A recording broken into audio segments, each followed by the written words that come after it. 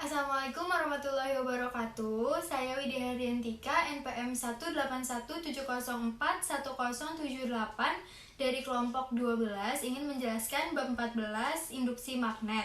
Saya sendiri akan menjelaskan materi pada subbab 14 strip 1 sampai 14 strip 3. Pengertian induksi magnet. Faraday menyimpulkan, meskipun medan magnet yang tetap tidak menghasilkan arus listrik, namun perubahan medan magnet dapat menghasilkan arus listrik. Arus listrik yang dihasilkan oleh perubahan medan magnet disebut dengan arus induksi atau arus imbas. Proses timbulnya arus listrik akibat perubahan medan magnet disebut dengan induksi elektromagnetik. Pada persamaan 3 strip 1, gaya C dapat ditulis sebagai produk dari muatan C yang disebut sebagai medan listrik. Pada persamaan 13 strip 1, dengan cara mirip seperti persamaan 14 strip 1, yaitu FC aksen sampai C sama dengan integral tertutup C IDS cross mu 0 per 4pi integral tertutup C aksen I aksen DS aksen dikrosskan dengan R topi per R kuadrat. Sehingga faktor di dalam kurung adalah faktor yang tidak terikat pada faktor IDS pada saat posisi R, tapi tergantung pada distribusi faktor lain yang berhubungan dengan IDS. Jika dimisalkan oleh vektor BR, faktor di dalam kurung tersebut akan menjadi vektor BR sama dengan mu 0 per 4pi integral tertutup C I aksen DS aksen dikrosskan dengan vektor R topi per R kuadrat sama dengan mu 0 per 4pi integral tertutup C I aksen DS aksen cross vektor R per R pangkat 3, sehingga akan menjadi persamaan 14 strip 3, yaitu FC aksen sampai C sama dengan integral tertutup C IDS cross vektor BR. Bidang faktor B yang telah didefinisikan pada cara ini disebut dengan induksi magnet. Kadang-kadang juga dikenal sebagai kerapatan fluks magnetik atau hanya sebagai bidang B saja. Selain itu, untuk persamaan 14 strip 2 umumnya dikenal sebagai hukum Biot-Savart. Dilihat pada persamaan 14 strip 3 bahwa satuan dari B adalah 1 Newton per ampere meter. Kombinasi ini biasanya tidak digunakan dan standar satuan untuk B pada umumnya ditulis pada 1 atau 2 lainnya, yaitu sama dengan 1 Tesla atau 1 Weber per meter kuadrat. Dengan membandingkan kedua satuan di atas dapat dilihat bahwa 1 Weber sama dengan 1 Joule per ampere atau sama dengan juga dengan 1 volt per second. Jika ada lebih dari satu sumber sirkuit, kita dapat mencari B dengan memberikan CI seperti persamaan 14 strip 2 dan kemudian menghasilkan induksi yang dihasilkan pada R yang akan diberikan oleh jumlah vektor dari kontribusi individu, maka akan menjadi persamaan 14 strip 4, yaitu menjadi B total sama dengan vektor BR sama dengan sigma I mu 0 per 4pi integral tertutup CI I DSI cross R topi I per R kuadrat I. Jika digabungkan gaya DF pada faktor IDS yang berada pada R akan menjadi DF sama dengan IDS cross vektor BR. Dengan cara yang sama kita dapat mengintegralkan persamaan 14 strip 2 dengan kontribusi D vektor BR sebagai total induksi yang dihasilkan pada faktor I aksen DS aksen yang saat ini terletak di titik sumber R aksen, sehingga akan menjadi persamaan D vektor BR sama dengan mu 0 per 4pi I aksen DS aksen cross R topi per R kuadrat sama dengan mu 0 per 4pi I aksen DS aksen cross vektor R per R pangkat 3. Lalu volume pada saat kepadatan J aksen R aksen akan menghasilkan persamaan 14 strip 2 dan 14 strip 6, di mana integral diambil secara keseluruhan pada volume V aksen yang memiliki arus. Maka pada persamaan 14 strip 3 dan 14 strip 5 jika digabungkan akan menjadi D vektor F sama dengan J cross vektor B D tau, di mana F adalah gaya total dari seluruh arus yang bermuatan V yang didistribusikan pada JR. menggunakan persamaan 12 strip 10, sehingga didapatkan pernyataan yang sesuai pada arus permukaan menjadi DF sama dengan vektor K cross B dA. Arus lurus dengan panjang terbatas. Setelah ditemukan vektor B untuk setiap bagian, maka resultan didapat dari penjumlahan vektor seperti R sama dengan rho rotopi dan R aksen sama dengan Z aksen Z topi, sehingga vektor R sama dengan R min R aksen sama dengan rho rotopi min Z aksen Z topi, dan vektor R kuadrat sama dengan rho kuadrat ditambah Z aksen kuadrat, dan ds kuadrat sama dengan dz aksen Z topi. Oleh karena itu, kita dapat menemukan ds aksen cross vektor R sama dengan rho dz aksen Z topi cross rho topi, dan sama menjadi rho dz aksen si topi. Karena si topi adalah konstan, maka didapat persamaan 14 strip 15. Hasil ini juga dapat ditulis dalam sudut pandang alfa 2 dan alfa 1 yang didefinisikan menjadi vektor B sama dengan si topi mu 0 I aksen per 4 pi rho dikali dengan sin alfa 2 dikali sin alfa 1. Dengan demikian, induksi selalu tegak lurus terhadap bidang yang dibentuk oleh arus dan posisi vektor dari bidang titik tersebut, sehingga menjadi persamaan 14 strip 17, yaitu vektor B sama dengan mu 0 I aksen per 2 pi rho dikali dengan si topi, menjadi DF sama dengan I dz Z topi cross mu 0 I aksen si topi per 2 pi rho sama dengan min mu 0 I aksen dz rho topi per 2 pi rho.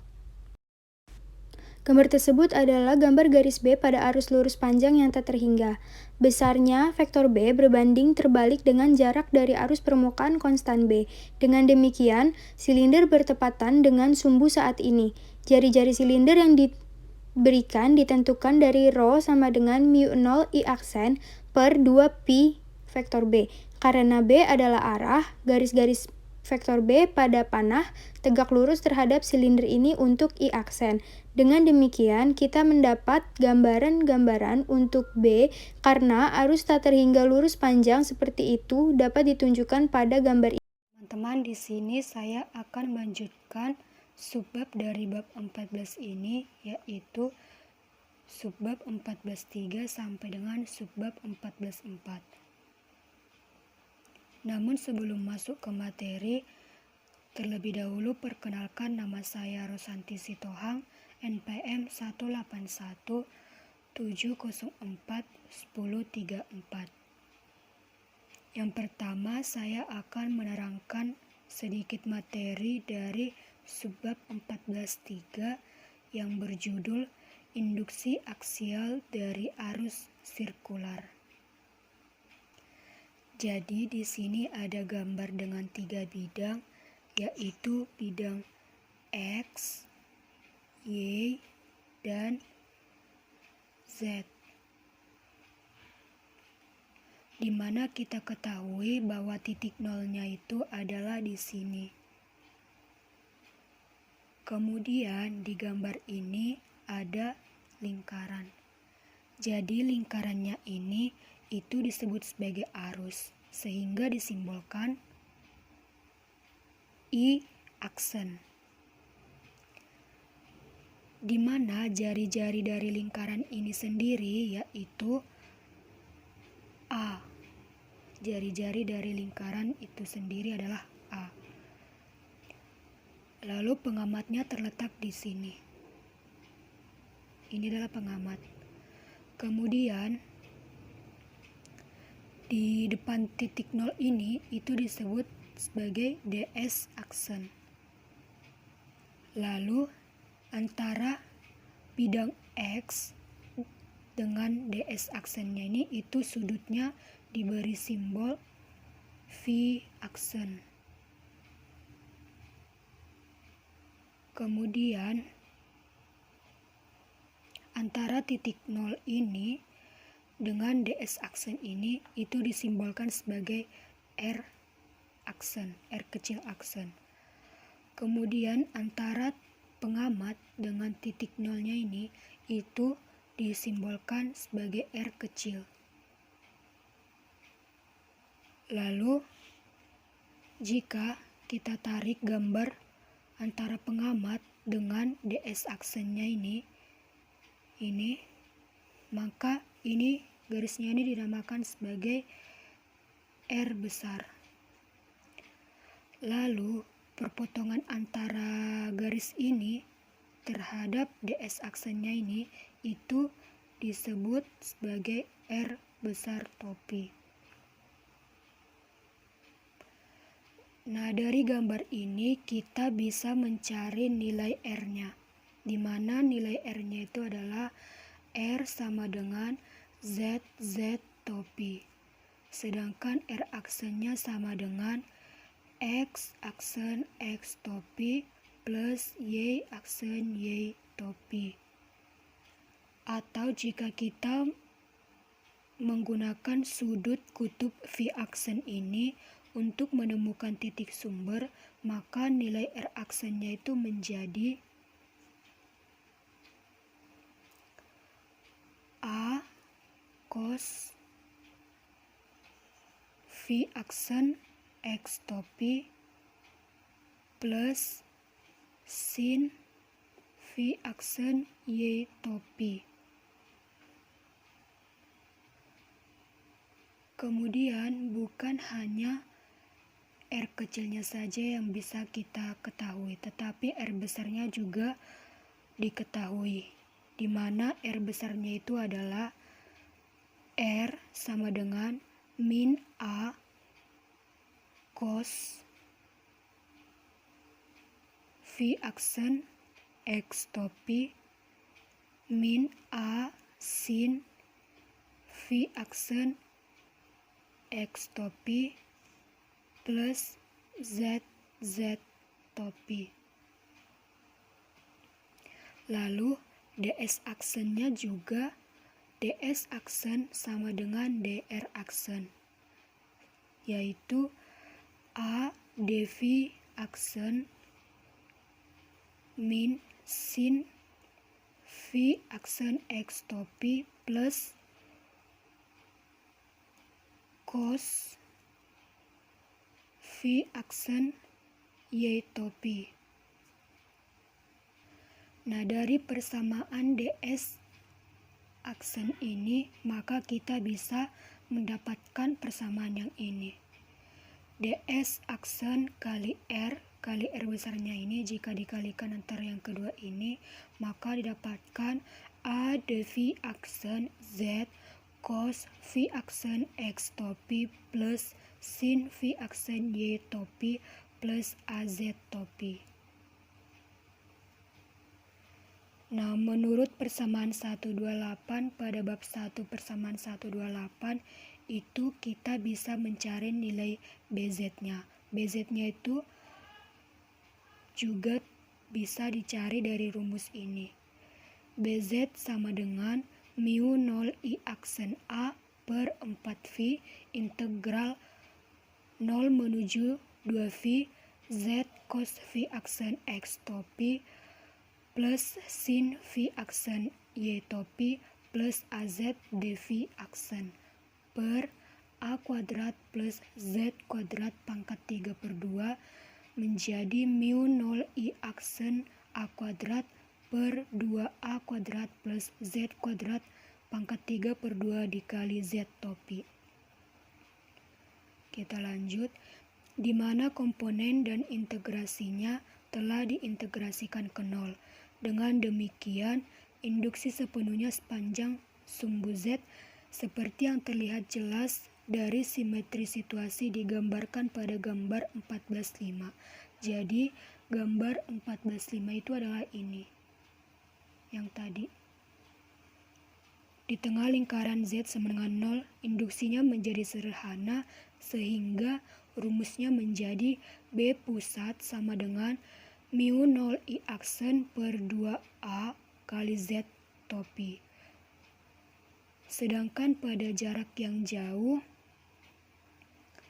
itu berarti untuk Z lebih besar dari A menurut persamaan 14-18, yaitu yang persamaan yang ini tadi, maka persamaannya menjadi BZ sama dengan mu 0 I aksen A kuadrat per 2Z pangkat 3 dikali Z topi. Jadi di sini ada contoh itu contoh induksi aksial dari solenoid yang ideal. Misalkan kita memiliki silinder dengan panjang L dan silang lingkaran bagian jari-jari A. Jika kita melilitkan kawat secara seragam di sekitarnya untuk memberikan kita total putaran N belokan, resultan disebut solenoid dan ditunjukkan pada gambar 14.6. Jadi gambar 14.6 itu adalah yang ini. Kita kenalkan dulu. Jadi A-nya itu adalah ini. A-nya adalah ini, DZ0-nya itu adalah ini, ke sini.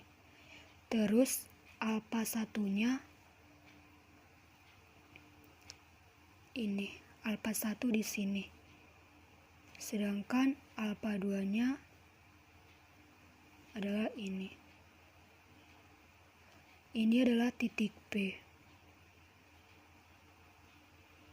Kemudian di sini adalah Z0, sedangkan di sini adalah ZP. Ini adalah sumbu Z. Nah, oleh karena itu dari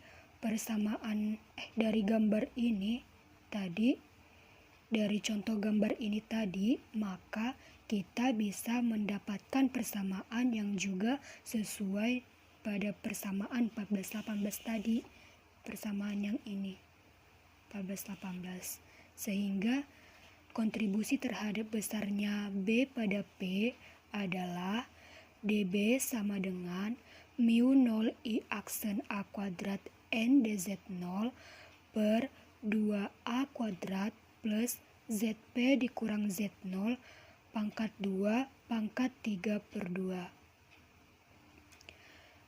Lalu nilai total B pada P akan menjadi B sama dengan integral 0 menuju L mu 0 I aksen A kuadrat N dz0 per 2A kuadrat plus ZP dikurang Z0 pangkat 2 pangkat 3 per 2 sama dengan mu 0 I aksen NA kuadrat per 2 integral min ZP menuju L min ZP DZ aksen